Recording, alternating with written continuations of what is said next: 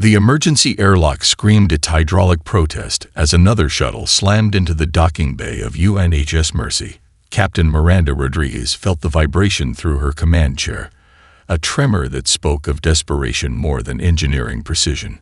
Outside the ship's massive viewports, the starscape remained impossibly calm, a cruel contrast to the chaos unfolding within. Incoming casualties. AI's synthetic voice cut through the tension.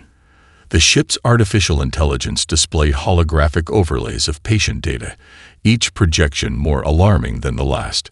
Miranda watched as the medical bay transformed, adaptive containment fields shifting like liquid crystal, preparing to receive the survivors.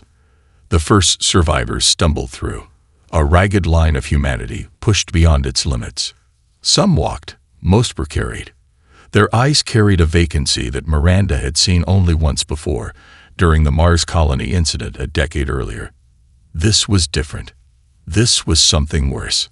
Senior Medical Officer Dr. Elena Castillo rushed forward, her neural-linked diagnostic tools already scanning the incoming patients. "Preliminary readings are strange," she muttered, her augmented eyes flickering with data streams only she could fully comprehend. Miranda studied the survivors. They came from Epsilon Colony, one of humanity's most remote settlements in the Orion Arm. 12,000 colonists had called it home 3 standard weeks ago. Now fewer than 200 remained. "RIA, run a comprehensive analysis," Miranda commanded, her fingers dancing across the holographic interface. The AI's response was immediate. Quantum processors hummed as terabytes of medical data were analyzed in microseconds. "Cellular degradation patterns are non-standard," RIA reported. "Tissue samples show systematic modification at the molecular level." A young woman caught Miranda's attention. She couldn't have been more than 25, but her eyes suggested someone who had lived 1,000 lifetimes. Deep burns covered half her body, yet she moved with an unsettling stillness. When she looked directly at Miranda, something shifted in the room's atmosphere. Dr. Castillo approached the woman, her diagnostic tools creating a shimmering field around them. "What happened?" she asked gently. The survivor's response came not in words, but in a burst of fragmented imagery that cascaded through the ship's neural network. For a brief moment, every screen on the bridge flickered with glimpses of absolute destruction.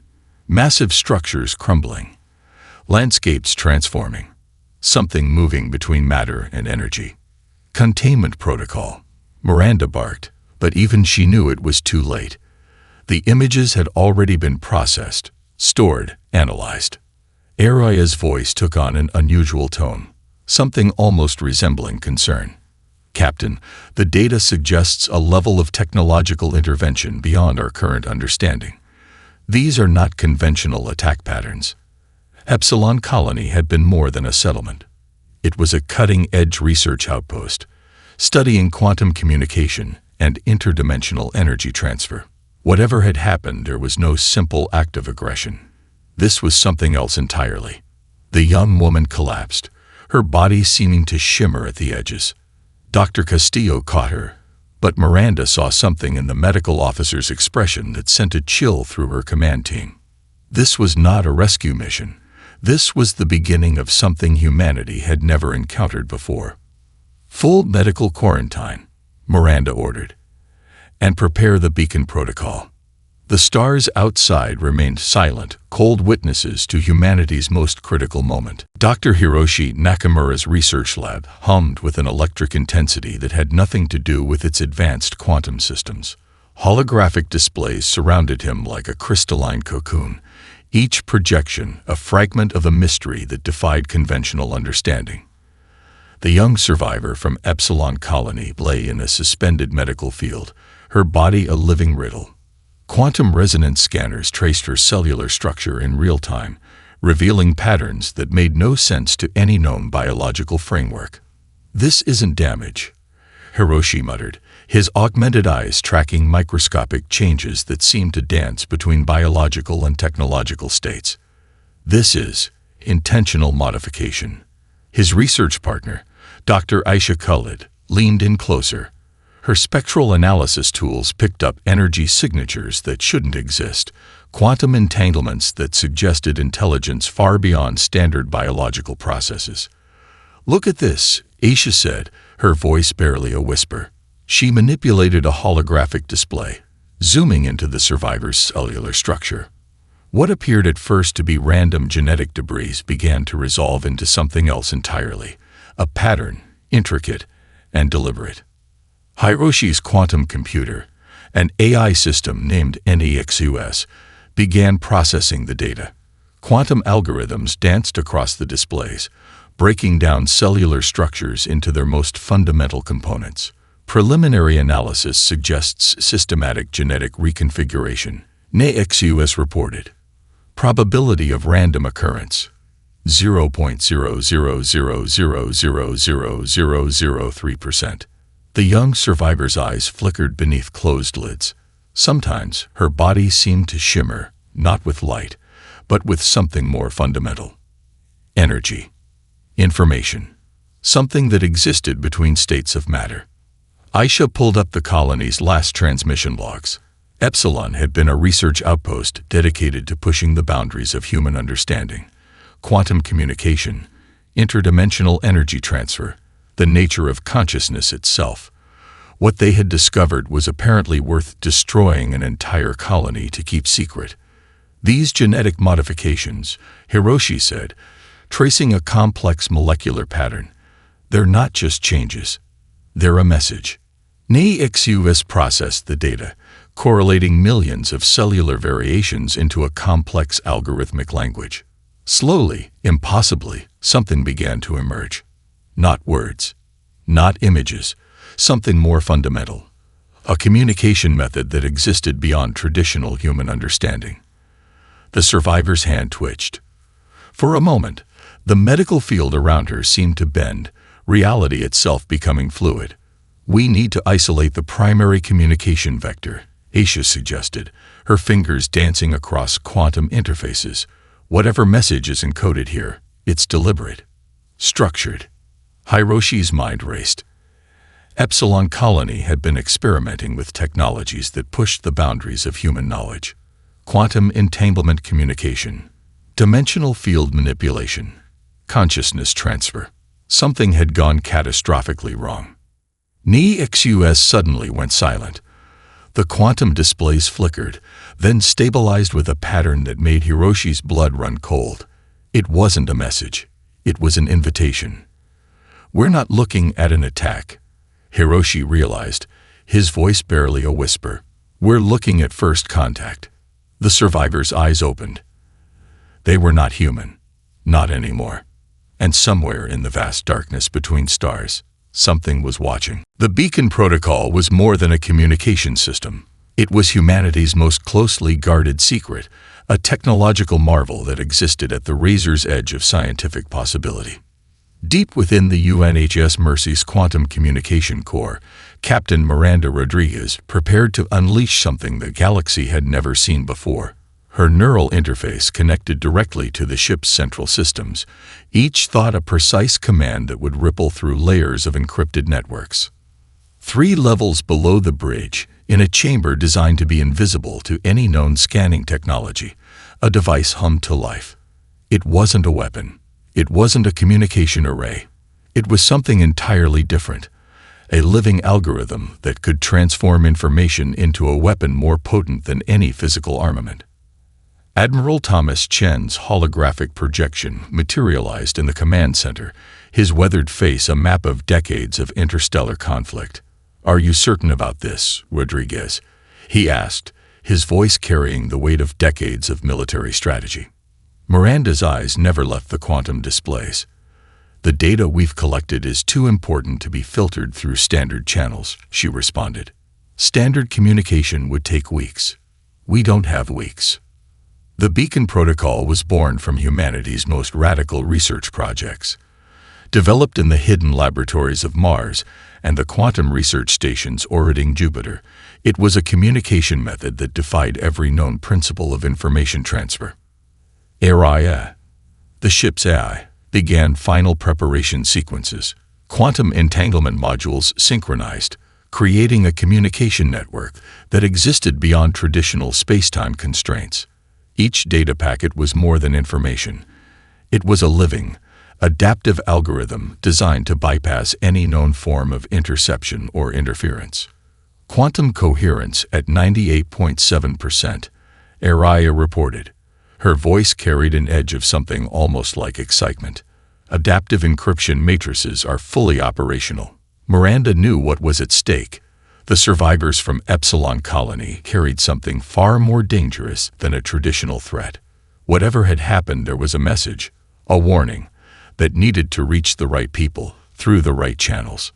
The Beacon Protocol was humanity's ultimate insurance policy, a communication system so complex, so adaptive, that it could transform raw data into a strategic weapon. It didn't just send information. It analyzed, adapted, and reconstructed communication pathways in real time. Initiating primary transmission sequence, Miranda commanded. The ship seemed to hold its breath. Quantum communication nodes pulsed with energy that didn't conform to any standard electromagnetic spectrum. Information began to flow, not in traditional data streams, but in complex, multidimensional patterns that could only be interpreted by specific quantum-linked systems. Dr. Hiroshi Nakamura entered the bridge, his research data clutched in a quantum-encrypted data core. "The genetic information we've discovered," he said, "it's more than just a record. It's a map. A map to what? No one could yet determine." The Beacon Protocol reached out across light years, its tendrils of information weaving through the fabric of space itself. Military command centers, research stations, deep space listening posts, all would receive fragments of a message that would change everything.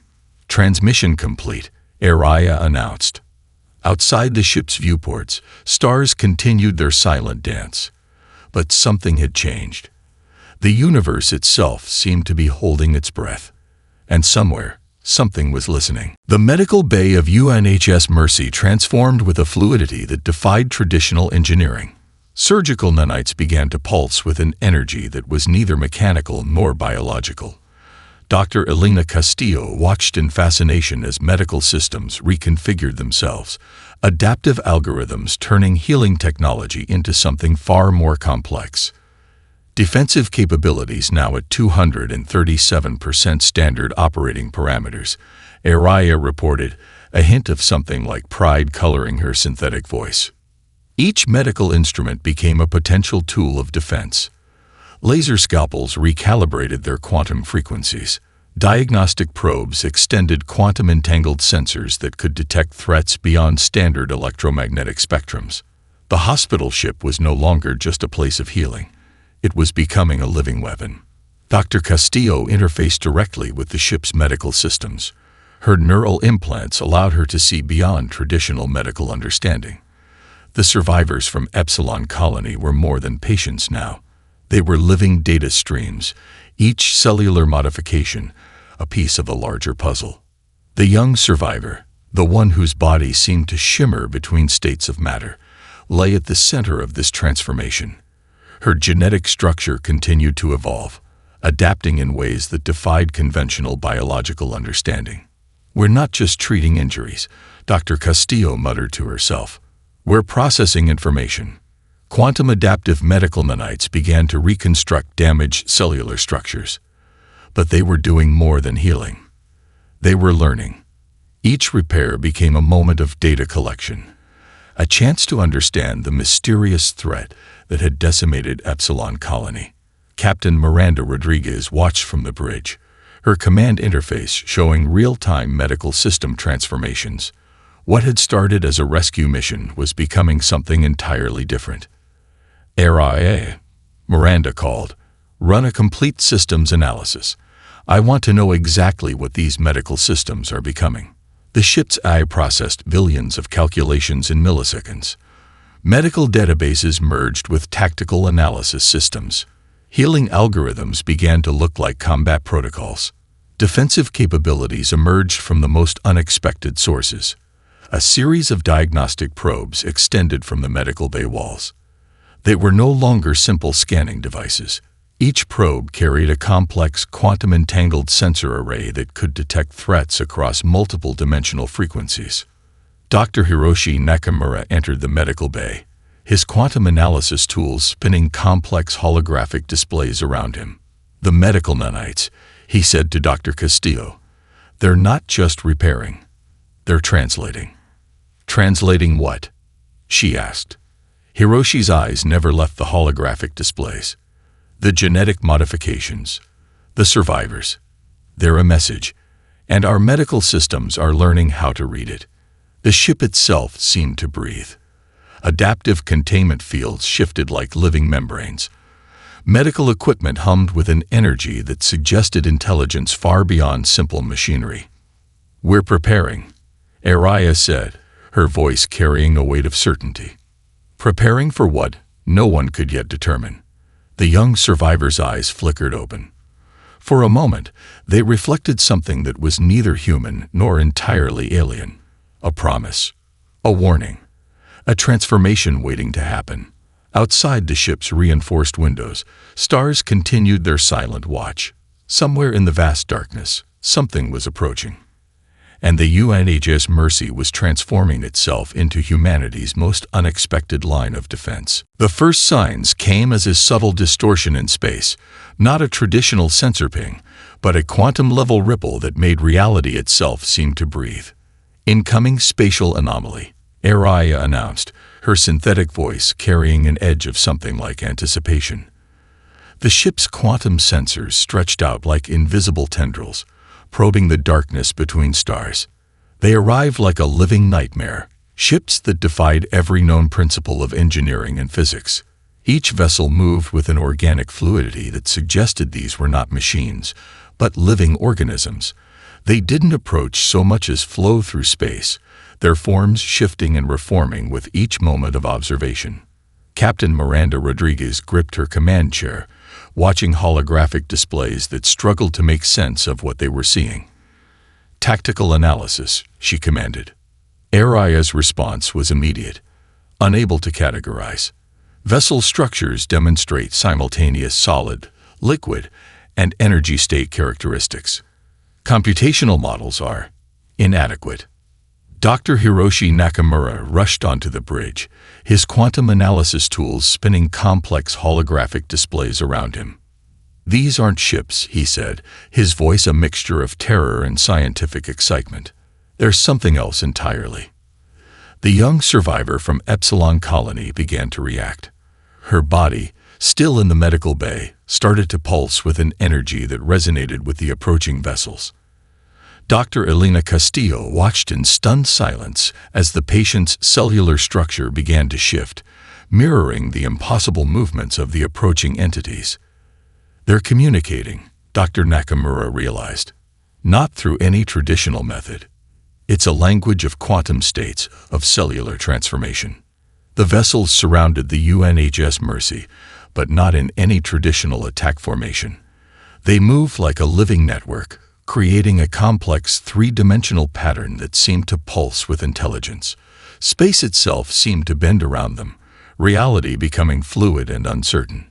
"Quantum entanglement readings are off the charts," Araya reported. The ship's systems began to resonate with the approaching vessels, adaptive algorithms struggling to interpret this new form of communication. Miranda watched as her tactical displays became useless. Traditional weapons, defensive systems, navigation protocols, none of them made sense anymore. This was something entirely beyond human understanding. The young survivor's eyes opened. They were no longer entirely human. A complex matrix of energy and cellular structure that seemed to bridge multiple states of existence. She was looking at something beyond the ship's walls, beyond physical reality itself. Dr. Castillo approached carefully. "Can you understand them?" she asked. The survivor's response came not in words, but in a burst of quantum information that cascaded through the ship's systems. Fragments of memory, glimpses of something vast and incomprehensible, a transformation that had begun long before the attack on Epsilon Colony. "They're not here to destroy," Dr. Nakamura said, interpreting the quantum data streams. "They're here to communicate." to change. The vessels began to create a complex geometric pattern around the UNHS Mercy. Not a threat, not an attack, something else entirely. First contact was nothing like humanity had ever imagined. And somewhere, in the vast darkness between stars, something was waiting to be understood. Dr. Hiroshi Nakamura's hands moved like a conductor orchestrating an impossible symphony. Quantum displays erupted around him, each holographic projection a fragment of a mystery that defied human comprehension. The breakthrough came slowly, then all at once. Genetic patterns that had seemed random began to resolve into something extraordinary. Not just a message, not just information. Something far more fundamental. A communication method that existed beyond traditional understanding. "It's a map," Hiroshi muttered, his augmented eyes tracking microscopic changes that danced between biological and technological states. But a map to what? Dr. Aisha Khalid leaned in, her spectral analysis tools picking up energy signatures that shouldn't exist. Quantum entanglements wove through the genetic data like living threads, creating a complex tapestry of information that was both terrifyingly alien and bizarrely beautiful. HFY, their quantum computer, began processing at speeds that made traditional supercomputers look like ancient calculators. Algorithms transformed genetic sequences into a language that was part mathematics, part biology, part something entirely new. The young survivor from Epsilon Colony became their focal point. Her body was no longer just a biological entity, but a living data stream. Each cellular modification told a story, a narrative of transformation that began long before the attack on her colony. "We're not looking at damage," Aisha realized. "We're looking at a transfer of information." The medical bay hummed with quantum energy.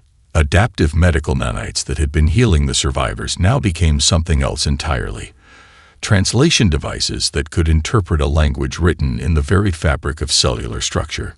Captain Miranda Rodriguez watched from the bridge, her neural interface connecting her directly to the research team's findings. "What are we dealing with?" she asked Araya. The ship's AI processed millions of calculations in a microsecond.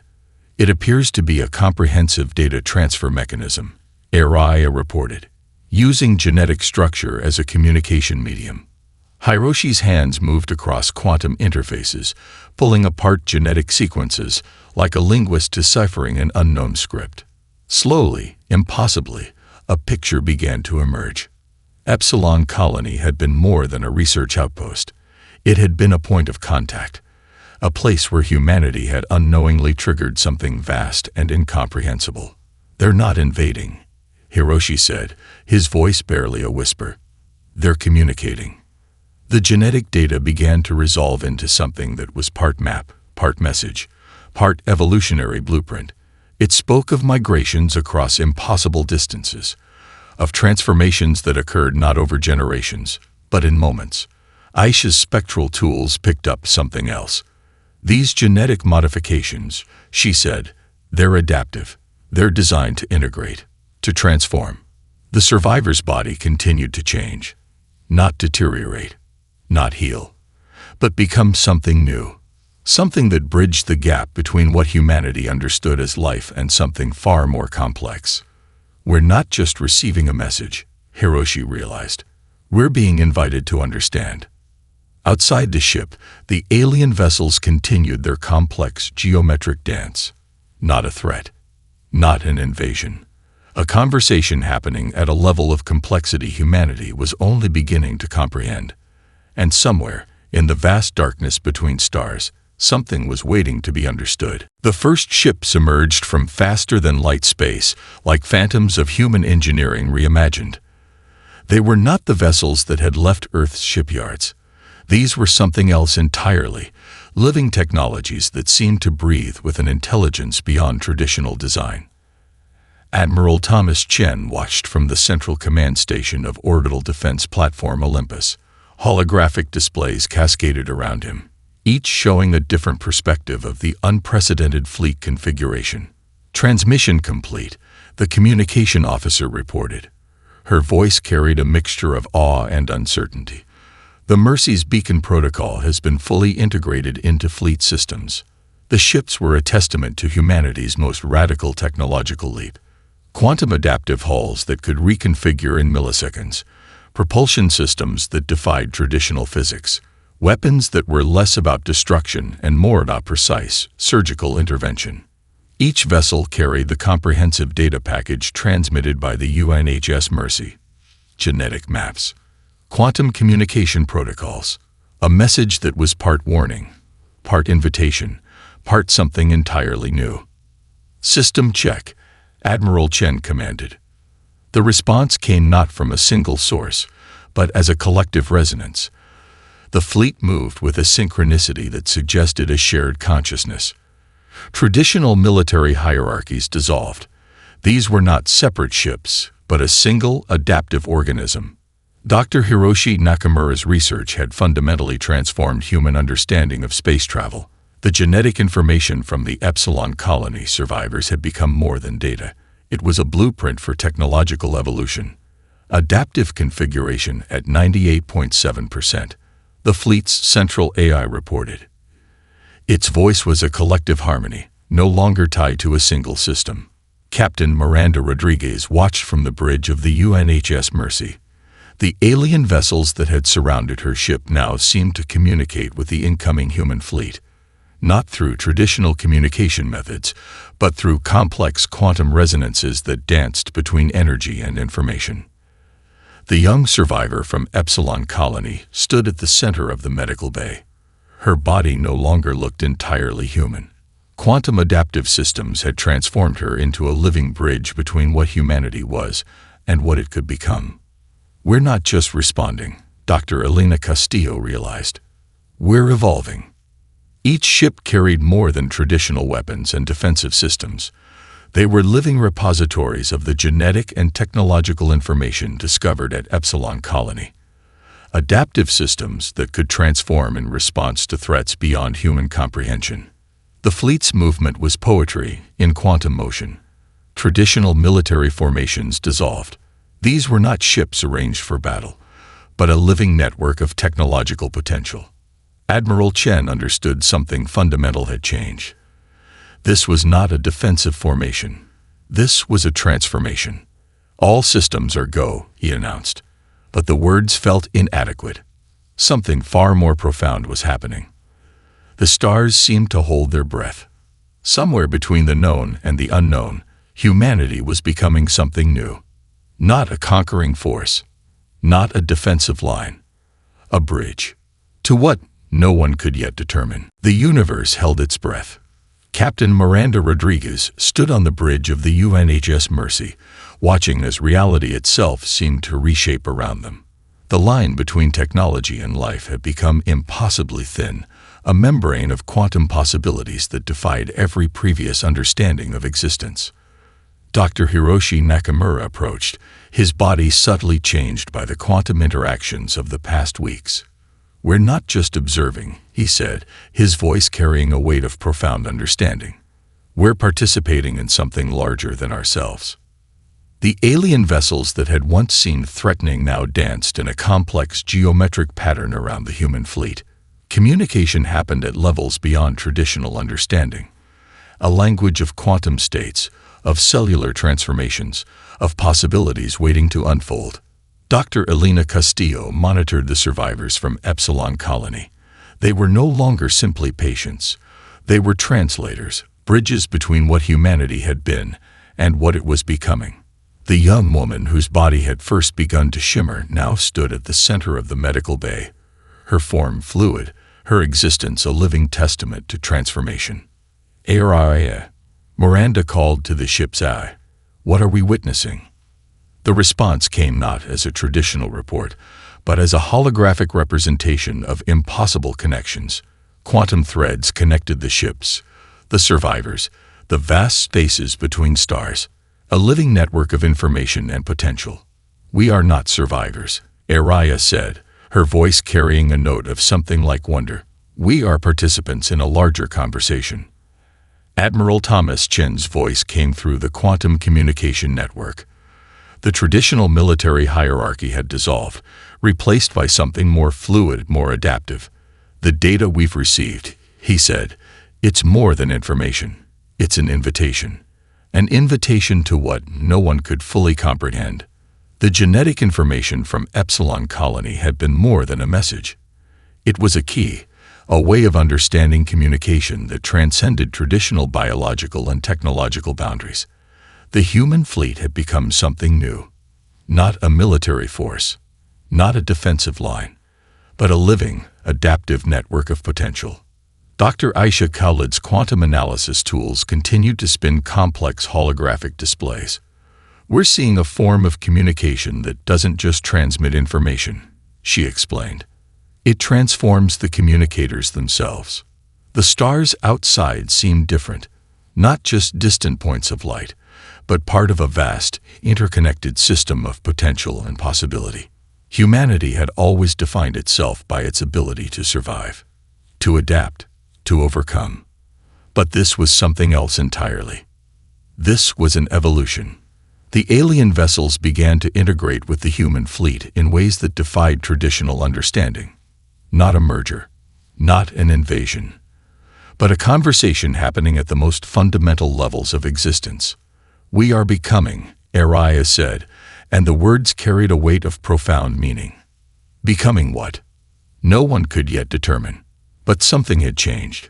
Forever. Captain Rodriguez looked out at the stars. The universe was larger, more complex, more alive than humanity had ever imagined. And they were no longer just observers. They were participants in a conversation that had been waiting to happen.